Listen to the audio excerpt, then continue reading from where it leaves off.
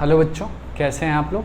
I hope आप लोग अच्छे होंगे। तो हम लोग लास्ट लेक्चर में जो है इम्पॉर्टेंट कार्बन कंपाउंड शुरू किया था हमने, और उसमें हमने सबसे पहला इथेनॉल देख लिया था। इथेनॉल की प्रॉपर्टी देख ली थी, केमिकल प्रॉपर्टी, फिजिकल प्रॉपर्टी, ठीक है।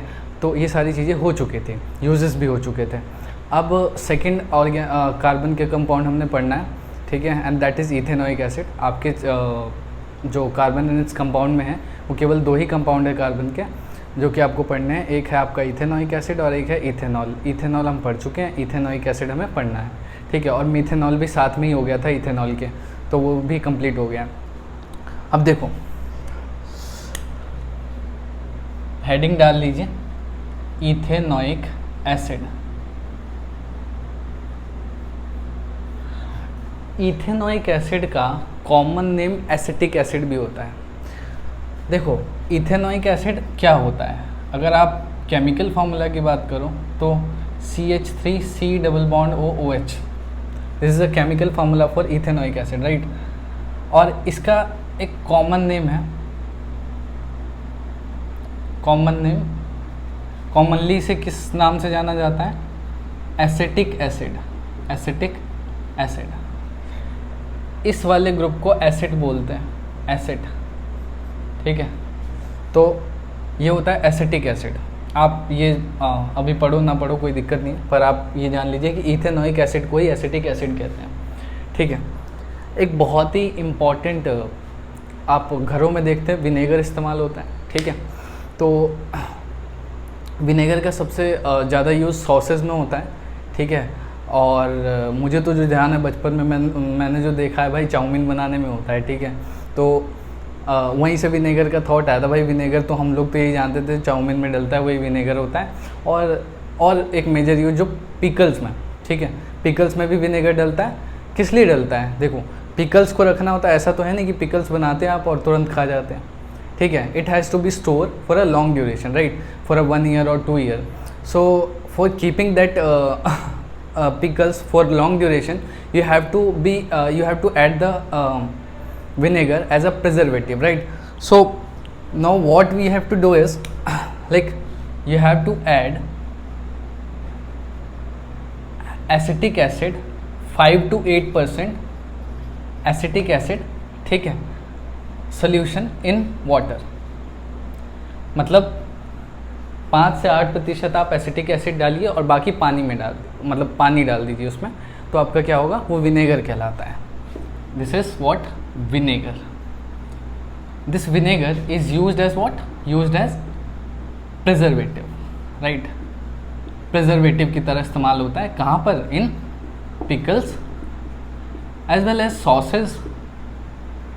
और चाउमीन नहीं लिखूँगा मैं, ठीक है, वो थोड़ा अनप्रोफेशनल हो जाएगा, तो चलिए कोई बात नहीं, आप लिख लेना, आपकी इच्छा। अच्छा, एक तो ये बात। उसके बाद हम बात करें, अगर आप इसकी केमिकल प्रॉपर्टी देखें, चलिए केमिकल प्रॉपर्टी से पहले अपन फिजिकल प्रॉपर्टी पढ़ लेते हैं। फिजिकल प्रॉपर्टी, ठीक है। फिजिकल प्रॉपर्टीज़ में आप सबसे पहले स्मेल एंड टेस्ट की बात करेंगे, ठीक है। ये ना क्या होता है, पंजेंट स्मेलिंग होता है, पंजेंट स्मेलिंग, और कलरलेस होता है, ये colourless liquid. Pungent smelling, colourless liquid. दूसरी बात, अगर आपका एसिटिक एसिड प्योर है, मतलब 100% प्योर है, उसमें बिल्कुल भी वाटर की मात्रा मौजूद नहीं है, वाटर नहीं है या कोई भी इम्प्योरिटी मौजूद नहीं है, तब के केस में अगर आपका 100% प्योर एसिटिक एसिड है तो उसका मेल्टिंग पॉइंट अराउंड 290 केल्विन होता है। When you try to cool down the ethanoic acid, it will be freeze, like वो फ्रीज कैसा हो जाता है, जैसे ग्लेशियर्स होते हैं ना अपने, ग्लेशियर्स जो जिस फॉर्म में फ्रीज होते हैं, क्रिस्टल्स की फॉर्म में, उस फॉर्म में फ्रीज होते हैं इथेनॉइक एसिड, ठीक है। तो अपन क्या कह रहे हैं कि अगर आपने 100% प्योर एसिटिक एसिड लिया है तो अगर आप उसको कूल करो तो वो क्रिस्टल बनाता है। कैसा बनाता है? क्रिस्टल्स बनाते हैं, लाइक ग्लेशियर्स। ग्लेशियर्स तो देखे नहीं है मैंने, ठीक है, वहाँ तो जाना ही बड़ा मुश्किल है। तो क्रिस्टल्स, जो ग्लेशियर आप कभी देखो तो वो क्रिस्टल्स की फॉर्म में होता है, और वैसे ही कुछ क्रिस्टल बनाता है ट्रांसपेरेंट सा एसिटिक एसिड। अगर प्योर लेते हो और प्योर लेके उसे जमा देते हो, आप फ्रीज़ कर देते हो, तो कूल डाउन करने की कोशिश करने में वो फ्रीज़ हो जाता है। तो that is a crystal like glaciers. इसीलिए, इसी कारण से, क्योंकि प्योर एसिटिक एसिड कूल होके ग्लेशियर्स जैसे क्रिस्टल बनाता है, इसीलिए इसको ग्लेशियल एसिड भी बोलते हैं। ग्लेशियल एसिड, ठीक है, ये याद रखना, ठीक है। अब आ जाइए केमिकल प्रॉपर्टी पे।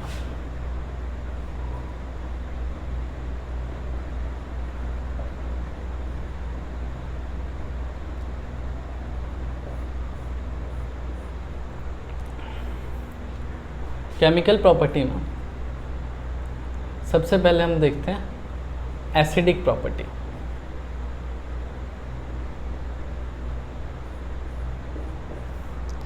अगर आप इसके फॉर्मूले को ध्यान से देखते हो तो आपको नज़र में आता है कि ना, this is a carboxylic acid, right. Ethanoic acid, ऑइक मतलब किसके लिए लगता है? कार्बोक्सिलिक एसिड के लिए लगता है। तो it is a second homologous member of carboxylic acid, right. It is a second homologous series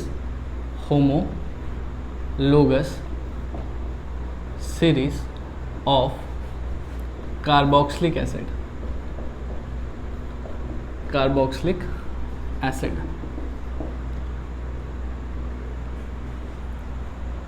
और सेकेंड होमोलोगस सीरीज होता है कार्बोक्सिलिक एसिड का। तो क्या कह सकते हैं कि हम ये कह सकते हैं कि जो आपका एसिटिक एसिड होता है वो क्या होता है? एसिडिक होता है। लेकिन एसिटिक एसिड अच्छा एसिड नहीं होता, वीक एसिड माना जाता है। अगर आप पीएच स्केल में इसको मेजर करें तो आपको समझ में आएगा कि इसका जो वैल्यू होता है वो 4 के आसपास आता है, which is not so strong, right. अगर आप किसी स्ट्रॉन्ग इनऑर्गेनिक एसिड को लेते हैं, जैसे कि HCl हो गया, H2SO4 हो गया, तो वो पीएच स्केल पे दिखाता है वैल्यू 2, ठीक है। यानी आप ये कह सकते हैं कि जो आपका इनऑर्गेनिक एसिड है, जैसे कि HCl, H2SO4, that is 100 time stronger than the carboxylic acid. तो carboxylic acid is a organic acid and it is quite weaker than the inorganic acid like HCl and H2SO4, ठीक है। अब बात समझ गए होंगे। तो ये है। अच्छा, सेकंड, ये तो एसिडिक प्रॉपर्टी पता चली आपको। दूसरी चीज़, अपन रिएक्शन पढ़ते हैं। एक सेकंड रुकना बच्चों। तो रिएक्शन पढ़ते हैं किसके साथ? With metals as this is an acid, ठीक है। अगर ये एसिड है तो मेटल के साथ क्या रिएक्ट, आपने पढ़ा होगा कि मेटल के साथ अगर कोई एसिड रिएक्ट करता है तो क्या होता है? मेटालिक सॉल्ट बनता है, metallic salt plus hydrogen gas liberate होती है, राइट। हाइड्रोजन गैस लिबरेट होता है। तो अगर आप कार्बोक्सिलिक एसिड यानी acetic acid, sir acetic acid का रिएक्शन किसी मेटल से कर लेते हैं, मान लीजिए सोडियम एक्टिव मेटल से कर लिया आपने, तो आपको क्या मिलेगा? सॉल्ट मिलेगा। कैसा? CH3COOONA, साथ में क्या होगा? हाइड्रोजन गैस लिबरेट होगी, राइट। तो कुछ ऐसा होगा। ये 2 ले लीजिए मॉलिक्यूल बैलेंसिंग के लिए, ये 2 बन जाएंगे। सिमिलरली एक और रिएक्शन लिख देता हूँ। फॉर एग्जांपल, अगर आप रिएक्शन करते हैं अगेन एसिटिक एसिड का कैल्शियम के साथ, तो क्या रिएक्शन होगा? CH3 C double bond O ओ यहाँ ट्वाइस कर लीजिए और यहाँ कैल्शियम प्लस हाइड्रोजन गैस। तो ये आपका क्या होगा, रिएक्शन है किसके साथ, मेटल के साथ, राइट। तो सिमिलरली अगर आप रिएक्शन विद एसिड देखें, सॉरी रिएक्शन विद बेस देखें, एसिड तो ये खुद ही है ना, तो अगर मैं बेस के साथ रिएक्शन देखता हूँ तो क्योंकि ये एसिड है और बेस के साथ रिएक्शन करने पे एसिड बेस रिएक्शन हो जाएगा, that is what, neutralization reaction. और क्या रिलीज होगा, सॉल्ट एंड वाटर, राइट। तो CH3 C double bond OH when react with any base, like suppose strong base ले लेते हैं अपन, तो क्या होगा बताइए, सॉल्ट बनेगा। क्या सॉल्ट बनेगा, CH3 C double bond ONA plus water, ठीक है। तो ऐसा होता है। इसी तरह और भी रिएक्शन करवा सकते हैं, जैसे पोटेशियम हाइड्रोक्साइड के साथ भी करवा सकते हैं। तो इसे नोट कर लो, फिर आगे करते हैं।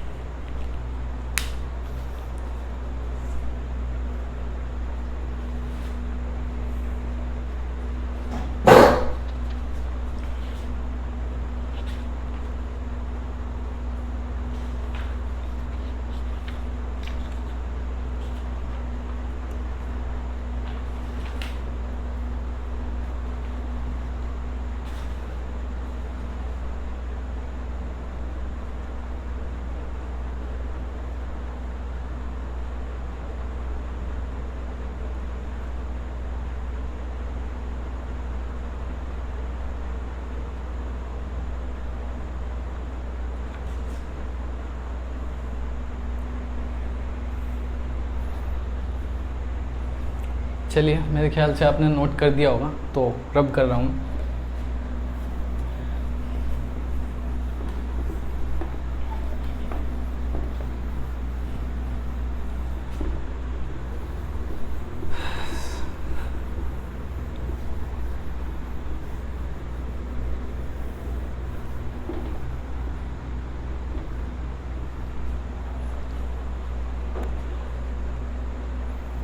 तो बच्चों एक सेकंड रुकना, ये भी रब कर दें।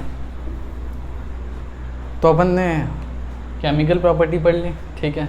केमिकल प्रॉपर्टी में हमने अभी दो ही चीज़ें की हैं, एक तो आपका रिएक्शन विद मेटल किया, एक रिएक्शन विद एक आपका एसिडिक एक्शन किया है, एक आपका मेटल के साथ रिएक्शन किया है, एक हमने शायद 3 कर लिए, एक और किया है बेस के साथ रिएक्शन, तो एसिड बेस रिएक्शन न्यूट्रलाइजेशन हुई है, ठीक है। अब देखिए नेक्स्ट है रिएक्शन विद सोडियम कार्बोनेट और सोडियम बाइकार्बोनेट, ठीक है। जानते हैं आप सोडियम कार्बोनेट और सोडियम बाइकार्बोनेट। रिएक्शन करिए, कैसे करेंगे, CH3 C double bond OH, react करवाओ किससे, सोडियम कार्बोनेट से करवा लो, तो आपको क्या मिलेगा, CH3 C double bond ONA plus H2 plus CO2। Similarly अगर सेम कंपाउंड का रिएक्शन अगर आप सोडियम हाइड्रोजन कार्बोनेट से करवाते हैं तो भी आपको सेम ही कंपाउंड मिलता है, ठीक है, plus water plus CO2। This reaction is very important, why, this reaction is helpful to predict the carboxylic acid in a compound. Like आपको एक सॉल्ट दे दें और बोले कि पता करो इसमें कार्बोक्सिलिक एसिड मौजूद है या नहीं है, ठीक है। तो आप क्या करेंगे, आप रिएक्शन करवाइए, सोडियम कार्बोनेट का एक्वस सोल्यूशन लो और उसके साथ रिएक्ट करवा दो। If the gas will evolve with the brisk effervescence, right, तो आप समझना कि कार्बोक्सिलिक एसिड है, वो ब्रिस्क एफरवेंस किसकी आती है, कार्बन डाइऑक्साइड की आती है, राइट। तो कार्बन डाइऑक्साइड गैस इवॉल्व होगा, रिएक्शन होगी तो, और वो कार्बन डाइऑक्साइड डिटेक्ट भी तो होता है। कैसे होता है, आप लोगों ने पढ़ा तो है, डिटेक्शन ऑफ CO2। कैसे, ये CO2 निकला है ना, तो आप कैल्शियम हाइड्रोक्साइड के साथ रिएक्शन करवाते हैं ना CO2 का, तो कैल्शियम कार्बोनेट बनता है, ठीक है, प्लस वाटर रिलीज होता है, ठीक है। तो क्या होता है, मिल्की हो जाता है ना, मिल्की मिल्की सोल्यूशन बनता है। तो ये होता है, एक सेकंड रुकना बच्चों।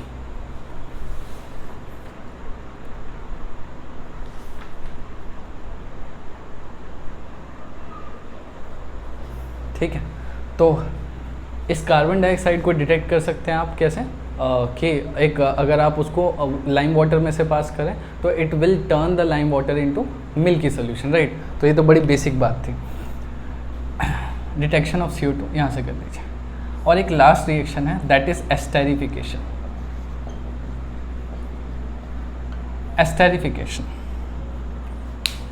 एस्टेरिफिकेशन क्या होता है? एस्टेरिफिकेशन का मतलब होता है फॉर्मिंग ऑफ एस्टर। आप एस्टर बनाते हैं।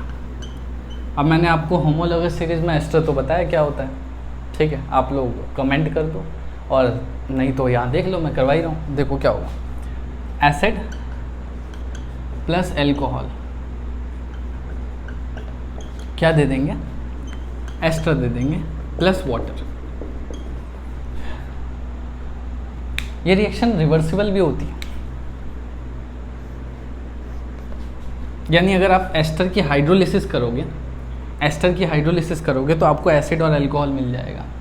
और अगर आप एसिड और अल्कोहल को मिलाते हो तो आपका एस्टर प्लस वाटर बन जाएगा। ठीक है, बात समझ में आ रही है? तो मैं क्या बोल रहा हूँ कि चलिए रिएक्ट करवाते हैं। Acid that is CH3 C double bond OH and plus alcohol. ले लीजिए कोई भी अल्कोहल ले लो, मान लो मैंने इथेनॉल ले लिया, CH3 CH2OH। कुछ इस तरीके से लेते हैं, पढ़ने में आसान रहेगा, याद रखने में। CH2 CH3, right. तो यहाँ से क्या होता है, OH निकलता है, यहाँ से H निकलता है। देखो जनरली आप लोगों ने पढ़ा है कि एसिड H पॉजिटिव देते हैं, है ना, यही पढ़ा है कि दो substance which donate H positive in a solution is called acid, right. But here the reaction is quite unique. In this particular reaction the carboxylic acid acid होते हुए भी क्या कर रहा है, OH डोनेट कर रहा है, राइट। तो ये थोड़ा सा अनकन्वेंशनल है, राइट। सो आप देखिए, this is what, this is ethanol. तो क्या बनेगा, CH3 C double bond O CH2 CH3, this is what, this is ester. तो ये है बच्चों एस्टर। अच्छा,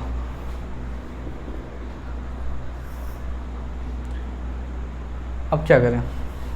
तो ये तो आपकी केमिकल प्रॉपर्टी हो गई। अच्छा, एक चीज़ और बतानी थी एस्टर के बारे में। एस्टर जो होता है is a pleasant smelling, fruity से स्मेल देता है, फ्रूटी टाइप का, फ्रूट्स की जैसी स्मेल होती है। And that's why it is used, इसीलिए इसको इस्तेमाल करते हैं एज फ्लेवरिंग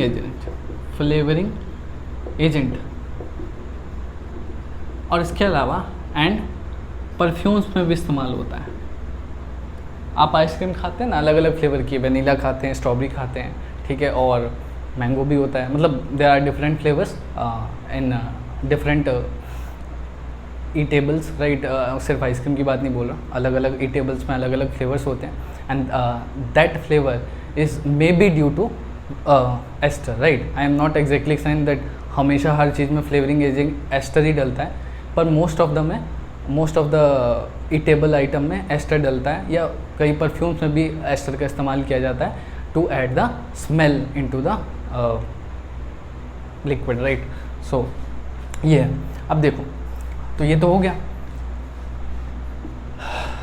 हाँ, एक चीज़ और बतानी थी कि वही उल्टा बताना कि अगर आप इसके साथ वाटर भी रिलीज़ होता है, तो अगर आपके सामने एस्टर बन गया, आपने एस्टर, समझना, एस्टर लिया,